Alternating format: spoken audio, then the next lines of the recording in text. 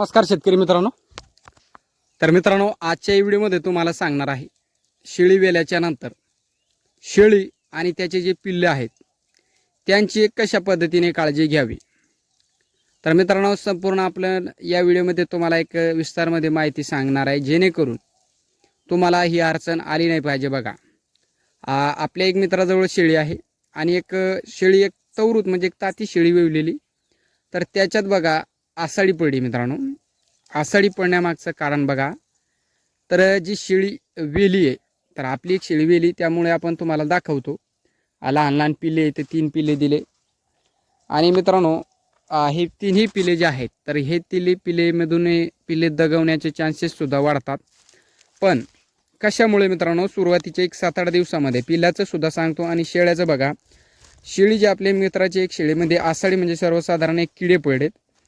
तर किडे पडण्यामागचं कारण बघा, शेळी ज्या टायमाला वेली, तर मित्रांनो, शेळी वेल्याच्या नंतर जी घाण पडत असते, तर त्या घाणीवरती थोडंसं एक दुर्लक्ष केलं आपल्या एक मित्राने. तर त्या कारणामुळे काय झालं मित्रांनो, त्या घाणामुळे त्याच्यावरती एक सकाळ संध्याकाळ ते काय जास्त माशा बसण्याचं एक प्रमाण असतंय. फिरस्ती शेळ्यामध्ये एक दिवसा बसत नाही. पण मित्रांनो, बंदिस्तमध्ये जे काय होतंय, बंदिस्तमध्ये सुद्धा एक घरगुती जे शेळ्या बंदिस्त बांधलेल्या असतात, त्या कारणामुळे तिथे सुद्धा एक माशाचा प्रमाण असतो.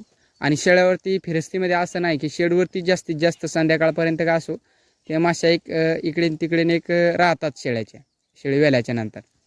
तर त्या कारणामुळे काय होतं मित्रांनो, शेळी जर ती आपली तवरूत शेळी वेली, तर त्या शेळीवरती जर त्याची माशी बसली आणि त्याच्यात आषाढी पडली, सर्वसाधारण आषाढी म्हणजे किडे असतात, आळी पडणे म्हणतो. आळी जर पडली त्याच्यात किंवा आषाढी पडली, तर काय होतं मित्रांनो, जी आपली शेळी वेलेली आहे, तर ती आता समजा ह्या शेळी जे आपण तुम्हाला सांगतो, आता ह्या शेळीखाली 3 पिले आहेत आणि 3 पिले आहेत मित्रांनो. आणि दूध संपूर्ण एक शेळ्यांना पुरवत असतंय आणि 100% दूध पुरतंय ह्या पिल्लांना.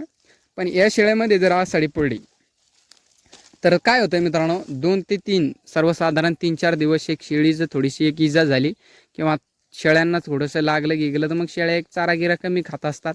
आणि आषाढी पडणं म्हणजे एक किडे सतत खात असतात आणि थोडीशी एक जखम वाढली, तर त्यांना शेळ्यांना एक ताप येत असते. मग ताप ही पाली मित्रांनो, तर मग ताप आली तर दूध कमी होतंय आणि दूध कमी झालं की मग पिल्लाचं संगोपन होत नाही.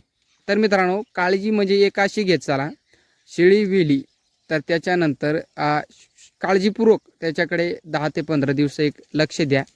म्हणजे सकाळ संध्याकाळ एक थोडंसं जर लक्ष दिलं शेळ्यावरती, तर मग आषाढी पडण्याचे चान्सेस वाढत नाही. आणि हे झालं शेळ्याचं. तर शेळ्याचं बघा, आणि पिल्लं जे आहेत आपल्या शेडवरती, जे आपले लहान पिल्लं आहेत आता हे, तर ह्या पिल्लामध्ये काय अडचण येते ते सुद्धा तुम्हाला सांगतो. बघा, सांगण्यामागचं कारण काहीच नाही. आपल्याजवळ काल शेळी वेली म्हणजे एक आज जे आपण व्हिडिओ बनवतो, समजा एक 2 दिवसा अगोदर एक वेली, 3 पिल्ले त्याने दिले. तर बघा, आपल्याजवळ शेळी वेली, त्या कारणामुळे आपण हा व्हिडिओ बनवतो, जेणेकरून. आणि एक मित्राची शेळीसुद्धा एक तशीच किडे पडलेत किंवा आषाढी पडली.